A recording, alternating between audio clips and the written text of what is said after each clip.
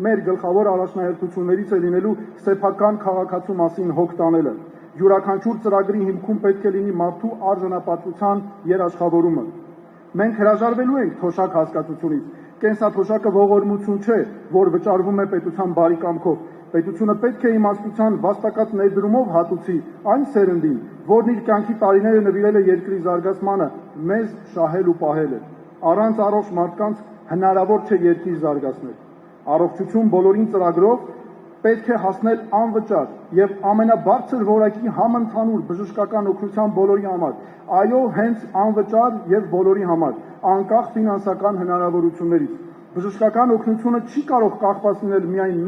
միայն մասնավոր ապահովագրողների կամքից եւ ցանկություններից։ Քաղաքացին ձևավորել է պետական համակարգ, հետեւաբար այդ պետական համակարգից էլ պահանջելու ունի անվճար բժշկական օգնություն իր համար, որ հիմնված է գիտության բարձր նվաճումների վրա։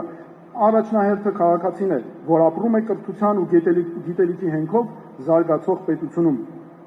Պետք է ապահովել երիտասարդների կրթության ամուր կապը աշխատաշուկայի հետ։ Ավագ դպրոցից սկսած միջին մասնագիտական կրթողակում եւ բուհում ոլորտը բացելով մասնավոր ընկերությունների համար, որպեսզի նրանք կրթեն եւ աշխատանքով ապահովեն երիտասարդներին, մանավանդ կանանց։